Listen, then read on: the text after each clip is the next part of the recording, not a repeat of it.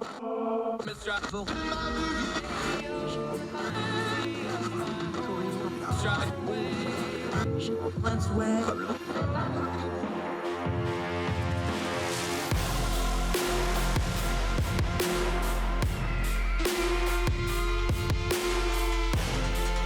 your host, Andrew Donaldson. This is Heard Tell.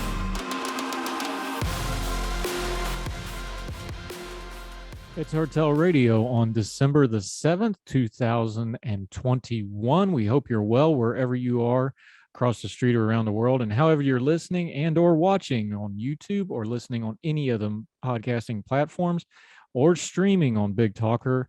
We appreciate you very much being with us on this day of busy news cycle, but also of remembrance. And we're going to talk a little bit later in the show about December 7th with a story from Pearl Harbor as we remember and honor those folks who have almost passed off the scene now. There's very few veterans of Pearl Harbor left, and we want to make sure we take a few minutes today to remember them.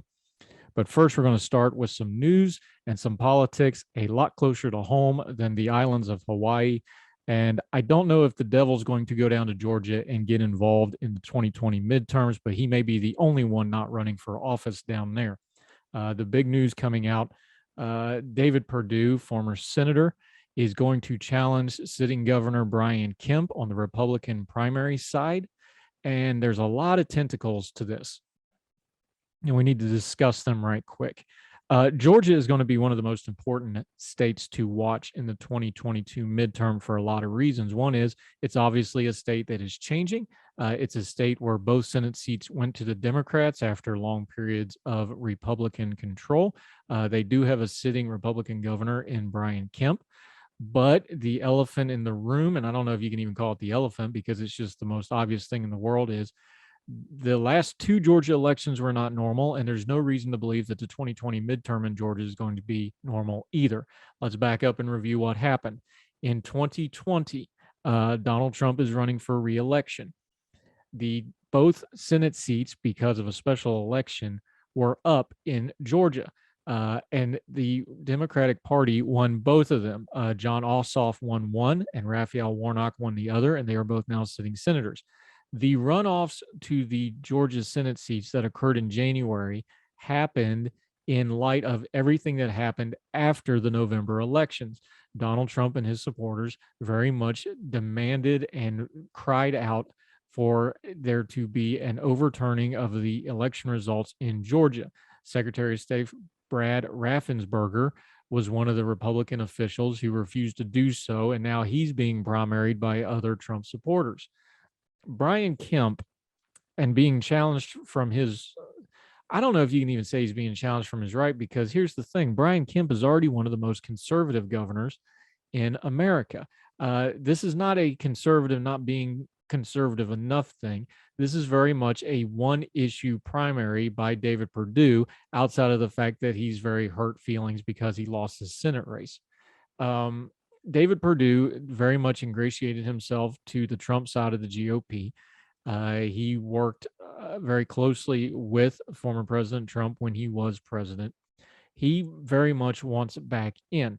It is easy to assume that Trump is going to endorse probably David Perdue in this race because of the comments he made about Brian Kemp, up to and including that the state would be better off if Stacey Abrams had won. Stacey Abrams, of course, came very close to winning in her race against Brian Kemp. Stacey Abrams has announced that she will be seeking the Democratic nomination for governor. She's going to run in that primary, and she's probably the odds-on favorite to win, ostensibly setting up a rematch with Brian Kemp. Now, is it going to be Brian Kemp or is it going to be David Perdue?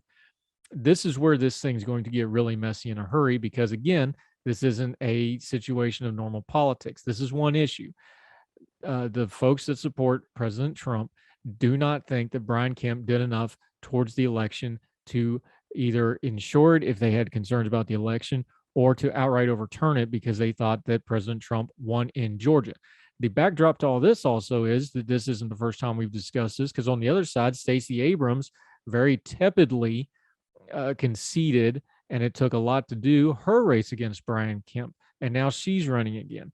All this is going to make a very toxic brew in the state of Georgia if this thing gets ugly, and there's no reason to think that it will not get ugly. David Perdue and Brian Kemp are going to go into all-out war, and they're going to do so as proxies for and against the former president, Donald Trump. This is a state that Trump has been heavily invested in. This is a state that he has spent time in since he's left office. This is a state he's made no bones about that he's going to be involved in. Here's the question that should be on everybody's mind, especially if you're a member of the Republican Party. And the Democratic Party is going to be watching this very closely. How vicious, how damaging is this intramural in this primary going to be between David Perdue and Brian Kemp? Are they going to damage each other so badly that whoever is the nominee is going to be easy for Stacey Abrams to beat? Now, there's a lot of factors in this. Remember, cyclically, midterm elections go against the in-party power. Just cyclically and historically, Republicans should have a very good 2022. Remember, President Obama came into office. He lost his midterm. Not really. President Obama came into office, lost in the midterm. George W. Bush came into the midterm. Donald Trump himself lost in the midterms. Sitting presidents do not do well in midterm elections. And when you put in all the factors that are going into this Georgia election, this is going to be something to really watch, especially now that you've got two state heavyweights going toe to toe, not over traditional boundaries of what is conservative, not conservative, or traditional Republican policies. It's going to be blatantly pro and not as pro Donald Trump on the ticket. This is what David Perdue is going to run about. He's absolutely calling out, even in his own announcement, Brian Kemp, Brad Raffensperger, and Stacey Abrams. It's very clear what this campaign is going to be about. It's going to be about 2020. The danger is anytime you try to relitigate a past election, as we've seen, you are in very bad danger of losing the current one. Can the Republican Party in Georgia do this balancing act where it goes and relitigates 2022 and Donald Trump gets his vendetta ride against all the people he thinks wronged him in 2020 and still manage to win in 2022? They may be able to do it. President Biden's approval numbers are not great. And again, historically and cyclically, Republicans should do well. But never count on the GOP to not be able to pull a defeat from the jaws of victory. And with this kind of infighting, the option of that happening is very, very high. And again, Stacey Abrams is not going to be a pushover. She came very, very close to beating Brian Kemp, so close that she was considering not accepting the results and challenging them, which she did not, and did not want to concede the race, which she really didn't expressly until sometime later. And even that was tepid. And now she's kind of walking it back as if she did because she can point to Donald Trump and go, well, at least I didn't do that. These things all go together, and it's going to make a toxic stew in the Georgia elections in 2022. So in a 2022 midterm that's going to be crazy anyway, Georgia may just be one of the craziest places of them all. It bears a lot of watching. We need to pay very, very close attention to it because Georgia decided the Senate in the last election and very well may decide how a lot of our politics go going forward just past 2022 and into certain people's plans for 2024. We're starting there with politics, but we're going to cover a lot of other things. We're going to have an interview with M. Carpenter, an attorney and a senior editor and legal writer at ordinary-times.com that I really rely on. We're going to be talking to her in a little bit. Also, we're going to review a story about Pearl Harbor, December 7th. More news and more politics. That's all on today's Heard Tell Radio. We're so thrilled you're with us, however you're listening. We really appreciate it, and we'll be right back with more after this.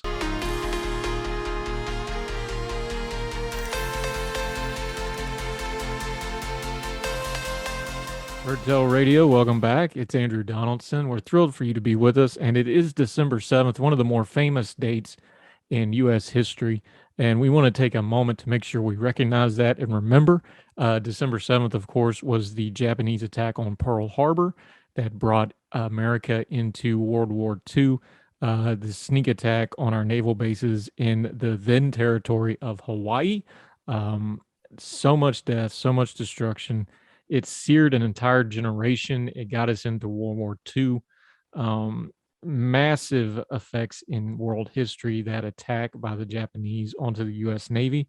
And we wanted to take a minute today to talk about one story out of the hundreds and hundreds of stories that are involved in the Pearl Harbor attack. And this one is one of my favorites for a lot of reasons. One is it involves the USS West Virginia. And of course, everybody that knows me gets tired of me talking about how proud I am to be a West Virginia, but happens to be that the ship has a great story that goes to Pearl Harbor. Um, when Pearl Harbor happened, the USS West Virginia was already been in service for quite some time, had been in the fleet, and like most of the battleships, was moored at Battleship Row. The captain of the USS West Virginia on that day was Captain Mervyn Binion. Uh, Captain Binion was on the signal bridge up in the tower when the attack commenced. Now, remember, the December 7th attack was on a Sunday morning. A lot of the sailors were ashore. Most of them were either resting, relaxing. They were rigging for church. On some of the ships, the bands were having practice. It was about as far from a military ready situation as you could possibly get. Nobody thought the Hawaiian Islands were under threat or under attack, although there were some warning signs that were missed.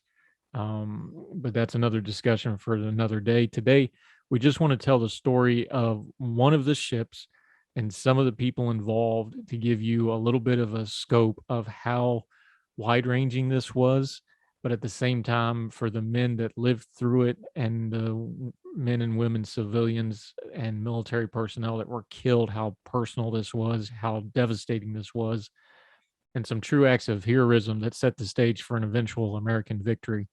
The West Virginian Captain Binion was attacked heavily during this assault on Pearl Harbor. They're still to this day not exactly sure how many bombs and torpedoes hit the West Virginia. It was at least 7 torpedoes that they knew about, all on one side. The West Virginia would have capsized, as another ship did, without the very quick thinking of the engineering department, who counter flooded and sank her at her moorings. Now, because of the shallower depth, sinking the ship saved it from total destruction, and rolling over would have been a massive loss of life. So they control flooded it so it would sink level, which would give the option to maybe salvage the ship later, which would happen. But as the ship was under attack and sinking, they think a bomb that actually hit the ship alongside and ricocheted back up exploded across the signal bridge and struck Captain Binion. Without getting too graphic, it basically disemboweled him. He refused to be moved. He stayed and commanded his ship until he bled out right there on the deck. He continued to fight his ship until the end and tried to direct efforts as best he could. Captain Binion became one of 16 Medal of Honor recipients on that day, and he died at his post trying to fight and save the men of his ship. One of the men that attended to Captain Binion as he fell mortally wounded and later on took up a weapon and tried to return fire was Doris Miller. Doris Miller was the first African American to be awarded the Navy Cross for his actions that day, including the way he tended to his captain, Captain Binion. He was a messmate. He was not supposed to be in combat. He was not trained to do anything other than serve. The Navy is still segregated at this time. In fact, the fact that he got the Navy Cross was somewhat of a miracle, and in no small part due to the fact of the black press in America raising a fuss over it, because the original citation just said, and I'm quoting here, a brave, unnamed Negro sailor. You can tell the discrimination that these men faced, and yet they fought and served their country anyway. Admiral Chester Nimitz personally pinned the Navy Cross, the second highest award the Navy can give someone, on Doris Miller. Doris Miller was later killed in action in 1943 when his ship, the Liscum Bay, was torpedoed and sank with the loss of most of the hands. He will be honored, however, already planned and already announced. One of the new Ford-class aircraft carriers will be the USS Doris Miller. The Enterprise is up, then the JFK is up, then the Enterprise, and then the Doris Miller will be rolling out. And for a long, long time, his proud name and his legacy will be at the vanguard of American military operations, as it should be. Meanwhile, with all those 6 or 7 torpedoes, whatever it was that sank the ship burned for over 30 hours. But because they sank at level and the extraordinary efforts of its engineering crew, many who wound up being casualties, they managed to save almost all the crew. During the salvage operation, 66 of the 106 men who died were recovered from below decks. The rest were not recovered until after the ship was raised some months later. The horrific part of this is that the last day marked off a calendar that they found trapped in one of the below deck compartments was on December 23rd. They sank the ship on December 7th. Those men lived in the dark without anything other than some emergency rations and some fresh water that they managed to salvage, and they found those bodies, and they lived at least until December 23rd. They almost made it to Christmas. You can imagine the horrors that those men went through. But they did salvage the ship. They raised her, they stripped her down, and sent her to Bremerton, Washington for refit. Through most of the war in the Pacific, the West Virginia sat being rebuilt, and the ship that emerged looked completely different than the old battle wagon that had sank at Pearl Harbor. She was thoroughly modernized. She had some of the most modernized fire control radar and other upgrades that some of the other fleet didn't get that was out on service. But she was still painfully slow. She was almost borderline obsolete when December 7th happened anyway. And with the advances in technology in the 2 to 3 years she sat in dry dock, she was even more obsolete. So she couldn't run with the fast carriers and those things. So she was relegated to bombardment duty, but that was important because the Marines needed that as they landed. So after being refit, they shipped the new rebuilt West Virginia, went back into service along with almost all the Pearl Harbor battleships, by the way. Most of them were salvaged and returned to service. In fact, she was in a squadron of under Admiral Jesse Orndorff of other Pearl Harbor survivors. And the irony of all this and the revenge of the West Virginia came at Sargano Strait, one of the biggest naval battles of all time. The West Virginia was leading a line of these battleships at Sargano Strait, part of the Lady Gulf action, and they did the classic Navy maneuver of crossing the T on the attacking Japanese. Because of the new radar systems and fire control systems that were a result of her having to be completely rebuilt, the West Virginia and the other battleships completely annihilated the Japanese force before they could even see them, let alone return effective fire. Her first salvo struck the battleship Yamashiro, and she followed 16 more accurate salvos in the battle. Amazing efficiency and accuracy for a night battle at that time period. It was an amazing display of sailoring and fire control and modern technology, and the West Virginia led that line of battle into a crushing victory. How's that story end, though? The Yamashiro was burning and sinking, was finished off by a U.S. destroyer that darted out of the darkness to torpedo the stricken battleship. Nobody could really identify it in the fog of war and battle. Only after the war, in records, did they finally figure out which destroyer had finally sunk the Yamashiro, which had been mortally wounded by the West Virginia and the other Pearl Harbor survivors. That destroyer, the USS Binion, named after the captain and Medal of Honor recipient of the U.S. West Virginia at Pearl Harbor. The seeds of one of Japan's greatest defeats was sown at Pearl Harbor on multiple levels. And it's a testament to our country, the men and women that defend it, the technology and shipyards that could build the ships, or in this case, resurrect a sunken ship, and the fighting spirit of our Navy men, as of all our armed forces, that this story came full circle. The mast of the West Virginia is on the grounds of the West Virginia University, along with the ship's bell, and her legacy is carried on with the USS West Virginia that is currently in service, an Ohio-class ballistic missile submarine that is on active duty.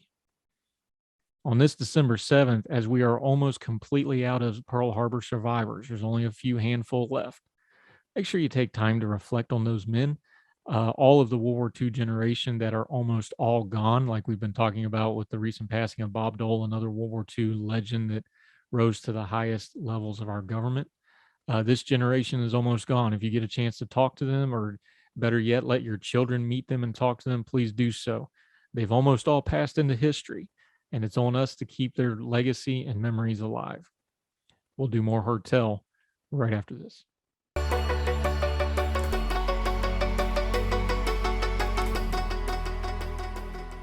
Welcome back to Heard Tell Radio, and I'm thrilled to have my friend M. Carpenter, an attorney, a writer, and a senior editor for Ordinary Times. How are you, ma'am?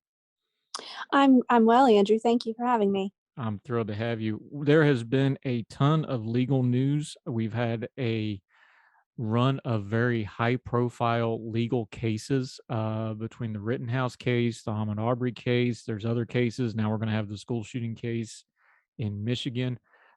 Broad spectrum before we delve into individual things.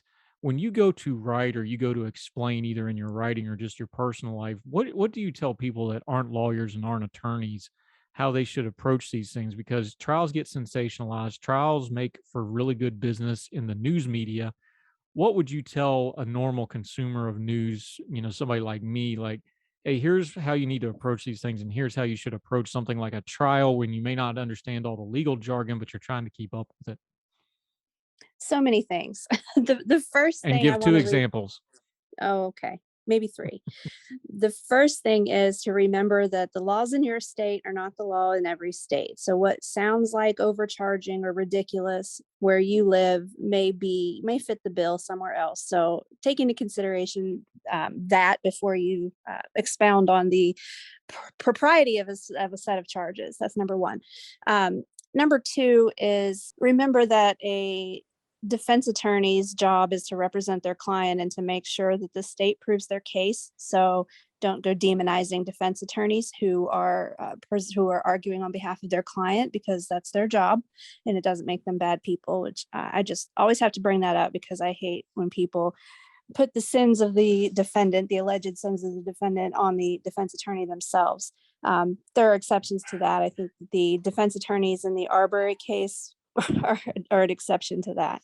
Another thing to remember is that prosecutors often overcharge. It's not the greatest way to go about things, but it's not necessarily misconduct. Now, that's what argument is for. You can make conduct fit a fact pattern, fit the language of a statute, even though it may be a better charge that's a lesser charge. It's not necessarily a bad idea to go with a larger charge and hope to plead down or to get a lesser included. I've been a prosecutor, I've been a defense attorney, so I do understand both sides of that issue. And I think it's just when you're in the thick of it, it's different than when you're watching from an outside perspective. If it's your job to convict, you often are going to go for the highest charge that you think you can make, even if to the outsider it seems ridiculous. I'm thinking of the terrorism charge that's pending in Michigan against the newest school shooter. Based on Michigan's law, where it's talking about intimidation of a government entity as an aim of a terrorist act, they're calling the school government entity, which is not technically incorrect. So again, it sounds odd to some people that it's terrorism. Those of us who understand that terrorism isn't just an act that causes terror, but one with a political agenda attached to it. I don't know about a political agenda, but if they're trying to intimidate a government entity, that this is an example where it sounds odd, but it may actually fit the statute in Michigan. So it may not be a overcharge there. We'll have to wait and see. So I just want people to take into consideration that things are different in every state and that these are just people trying to do their jobs as best they can. Now, to be fair, though, there is a political element to a lot of these prosecutors because in most municipalities and even at the state level, these prosecutors are also elected officials. So what's the fair way to approach that? Because it isn't unheard of for to use a high profile case to launch yourself into political career. There is that element to it. So when we have a high profile case and most of these prosecutors being elected officials, how do we balance that to keep an eye on it, but also to be fair at the same time? You're correct. It is a political position, and but I think you have to look at, you're just only hearing about it because it's so high profile. It doesn't mean they're not doing the same thing to all cases that come before them. Just because it's high profile doesn't mean that's why they overcharged. If you look at their history, and you're not going to, the average person isn't going to dig into all the charging decisions that don't make the news. It's probably, for the most part, still going to be business as usual. That's a general statement. Obviously, well, there's going to be exceptions to that, and prosecutors who do knowingly overcharge because they're trying to make a name for themselves. But I like to assume positive intent among my colleagues. So I would give them the benefit of the doubt unless it's a egregious situation. Um, but most prosecutors, it has to get past a grand jury. They had to have presented something to the grand jury. I know you can indict a ham sandwich, blah, blah, blah. I can tell you there is such thing as a no true bill. There are indictments that are not returned. So they had to have had something to show the jury to let a jury say that, hey, yes, there's enough to go forward here. So I would keep that in mind as well. And the prosecuting part of this is something we've had a season now where a lot of people want to talk about judicial reform, social justice, these sorts of things. It seems to me that we're missing some of the low-hanging fruit when it comes to prosecutors because they are elected officials. That's something we have direct capability to affect when we look at like the Aubrey case where we went through 3 prosecutors to get it in court, including a prosecutor who is now up on charges related to that. When you look at the Rittenhouse case where almost everybody, regardless of what they thought of the case, did not think it was prosecuted well. Most people think that they were probably charged it wrongly and too quickly without a full due diligence there. And then the in-courtroom prosecution was not done well. Is it your opinion as a legal expert, what some of us in the opinion realm are saying that, hey, if we were really serious about doing some social justice and some judicial reform, the prosecutor side of this is an area that we actually have an ability to affect immediately because they are elected officials? Absolutely. And I think that the Arbery situation, again, is an exception here because that prosecutor, it wasn't just a prosecutorial discretion, a decision that she made. She was, protecting a friend, which is where she crossed the line there. And I think that her facing consequences is a welcome change. A lot of times prosecutors don't face consequences because there is such a broad discretion for them to make decisions. And we can't call it misconduct every time they overcharge and someone walks and has been vindicated and has now had to go through this trial and because of a prosecutor's decision. We cannot hold prosecutors responsible for every time that happens. So, but yes, you can hold them responsible in a general sense if you think they're not doing a good job by voting. So many of the things that we have control over are at a local level.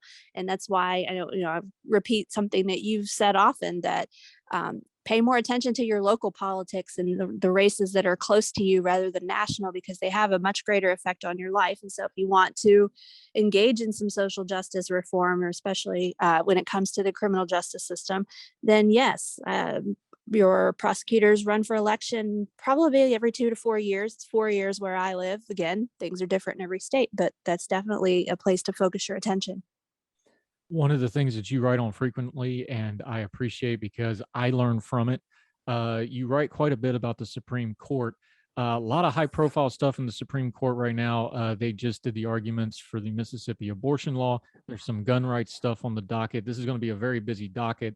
But outside of the individual cases, just explain the process to people because it's going to be so high profile. Maybe this is the first time they're paying attention to them.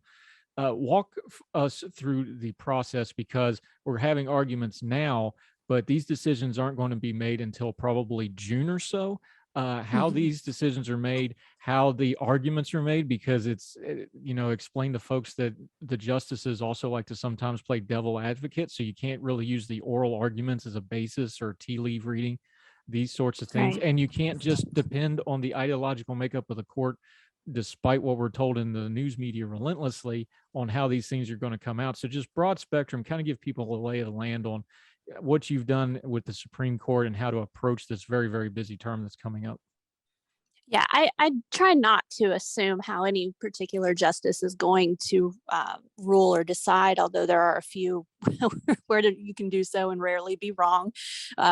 But yes, just because they may be asking questions during oral argument that seem to suggest their tendency to land one way or the other, a lot of prosecutors, we've all been to law school on all of the Supreme Court justices and the lawyers arguing. There's the Socratic method. You keep asking questions until the person runs out of answers, and then you can feel satisfied and move on. So I think there's a little bit of that going on. but they've had their arguments, and now they will have conference, which is when the justices get together and discuss the cases. They'll argue with each other.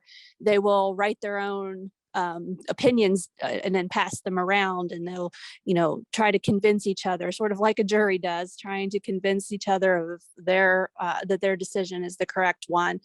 And we'll see what shakes out and where it lands, and we'll find out spring at the earliest, I would say, and possibly the end of the term to get a decision here.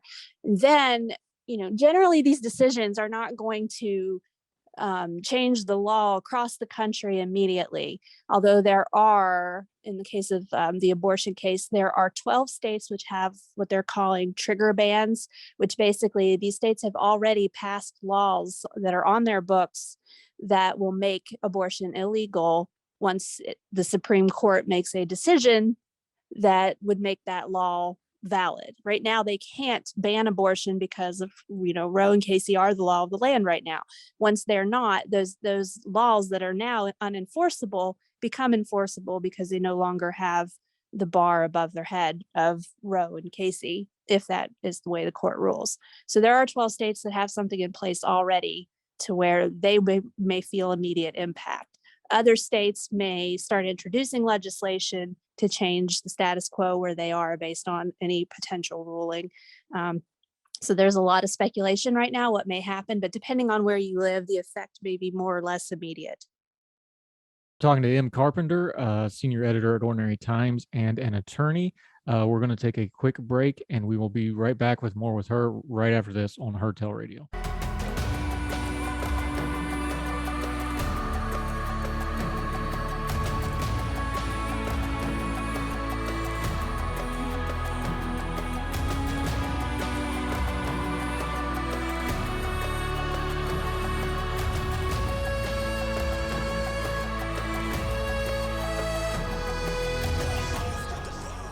We're back on Heard Tell Radio with M. Carpenter, a attorney and legal commentator and writer and a senior editor at Ordinary Times.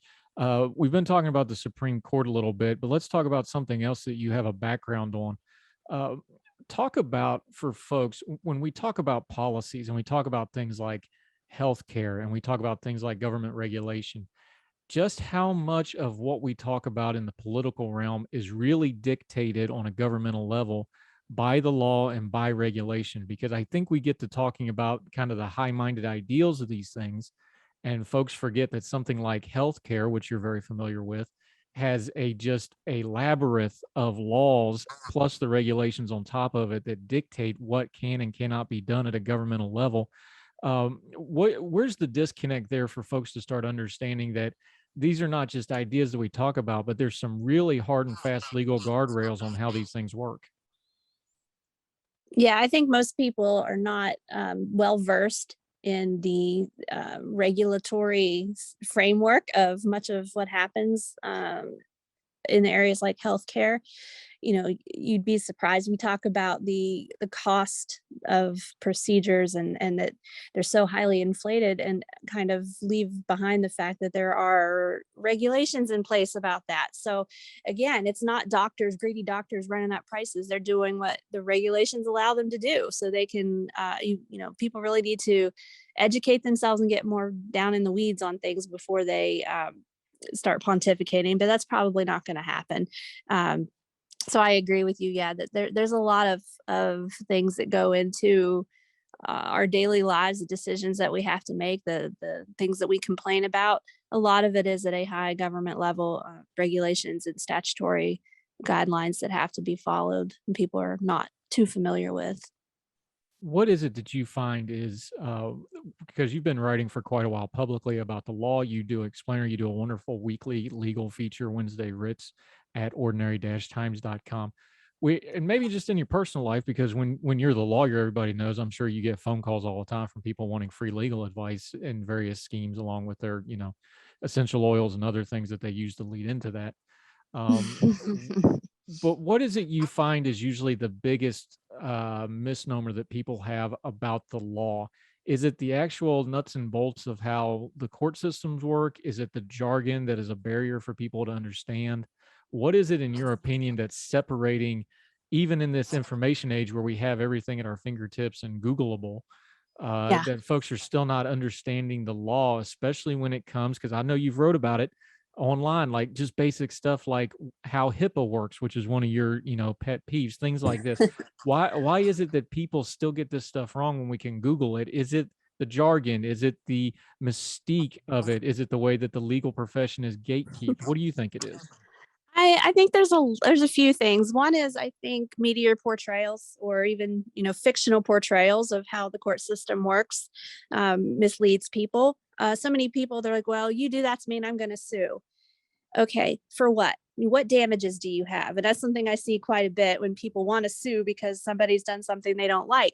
But to have a lawsuit, you have to have damages. And an example I like to give out is that my mother-in-law at one time asked me how she could go about suing the federal government and for the introduction of Japanese beetles to the United States. And she was referring to those, they look like ladybugs, but they're brown and they're in everybody's house up in the corners and they get in the lights. And she has a lot of them living out in the country. And, she's always having to clean them up. And she wanted to sue the government. And I said, you can't sue the government. And, well, why not? People sue the government all the time. Okay, so who particular in the government are you going to sue? I asked her, and she said, well, the Department of Agriculture. Or, well, she says the department who brought them in. And so I said, okay, so let's say you want to sue the Department of Agriculture. What are your damages? Well, they're in my house. Did they damage your house? Well, no, but I have to clean them up.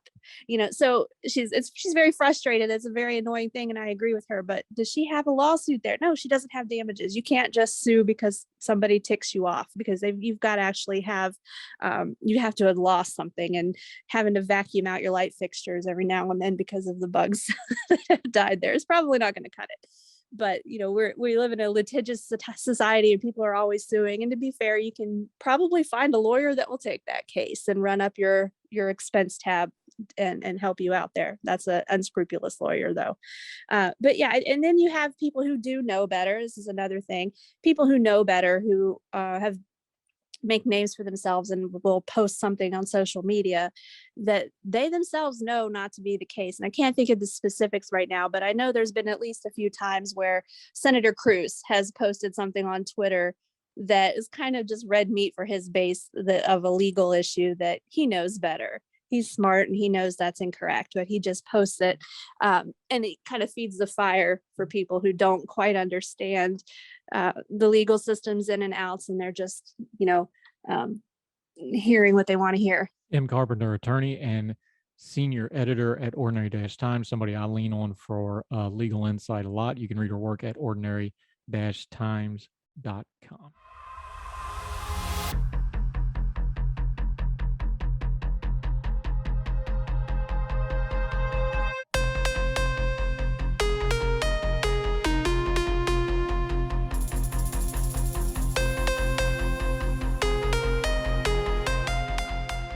Andrew Donaldson on Heard Tell Radio. Welcome back. We appreciate you on the 7th of December, 2021. And how many of you have ever joked that you were pretty sure that our elected officials, especially our Congress critters, are probably on drugs because otherwise they must be insane, because that's the only way to explain how they behave? Well, our British friends may actually have that problem. Reports coming out that the Speaker of British's House of Commons, and I'm reading you here from the Washington Post, says he is calling in police to investigate reports that drug use is, quote, rife in Parliament, as Prime Minister Boris Johnson dressed up as a police officer to promote his new anti-drug strategy for the country that he's expected to detail. A report in British's Sunday Times said more than 10 areas on the Westminster estate, which spans several sites for lawmakers, government officials, and their staffs, tested positive for traces of cocaine. Areas included the women's bathroom nearest Johnson's office and those near the office Home Secretary Priti Patel. Home Secretary would be roughly analogous to our kind of a combination of Secretary of State and Interior and a couple other things. Again, quoting, the paper reported that cannabis was also being used openly within the vicinity. Of 12 bathrooms tested for drugs with detection wipes, cocaine was reportedly found in 11 of the locations, including places that can be accessed only by those with designated parliamentary pass, which grants entry to lawmakers and staffers along with clerks, librarians, security personnel, waiters, and journalists. Different passes allow different levels of access to halls, bars, committee rooms, and cubby holes within the Victorian age premises. Quote, the account of drug misuse in Parliament given in the Sunday Times are deeply concerning, Lindsay Hoyle, House Speaker, told Sky News on Sunday. I will be raising them as a priority with the Metropolitan Police next week. The Metropolitan Police Service did not immediately return a request for comment. The report came just as Johnson was set to announce a 10-year plan to hold drug offenders responsible and to combat crime in England and Wales. On Monday, he was pictured with police in the city of Liverpool while wearing a dark uniform and a black hat with police stitched on white across the front, an image that caused a stir on social media as hashtag cocaine became a top Twitter trend in the United Kingdom. In Britain, cocaine is a Class A drug, the most serious classification. Those found in possession of the substance face up to 7 years in prison, an unlimited fine, or both. Those supplying or producing the drug can face a life sentence. Yet the Sunday Times reported that, quote, there is a cocaine culture in Parliament, spanning from well-known lawmakers to young members on both sides of the political spectrum.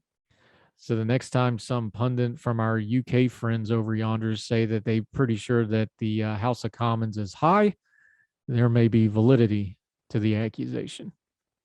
More Heard Tell right after this.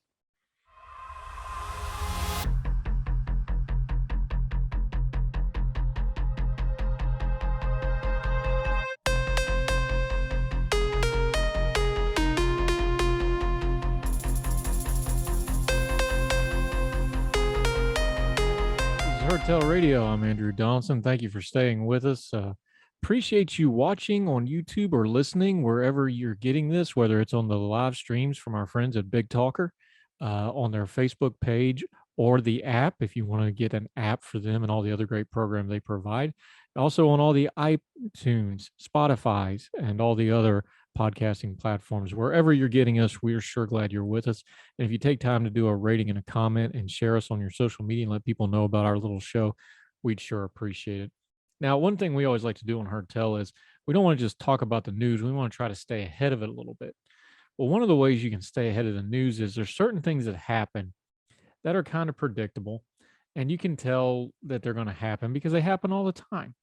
One of them is some certain legislation that always comes up, and one of those pieces of legislation is up right now.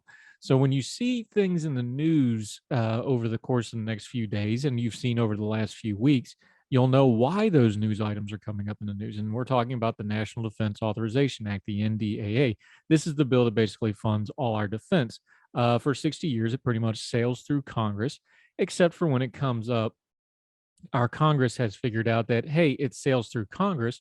So this is a great chance to start putting a bunch of stuff on this bill that otherwise wouldn't get passed. And we can stick it on this and then go, oh, the soldiers won't get their money if we don't pass this bill that has, all kinds of extra stuff shoved into it. Anyway, so we're going to check in from Punchbowl News. Quote, this week, Congress will be wrestling with the National Defense Authorization Act and the debt limit. We will be focused on how party leaders navigate the annual defense policy bill. There were lots of discussions over the weekend, and we'll be even more interested in hearing whether they try to attach the debt limit to the package, which our reporting tells us is a tough sell. Remember, the debt limit needs to be lifted by December 15th, according to Treasury Secretary Yellen. I'm reading from Punchbowl News, which I highly recommend you subscribe to. They do great work.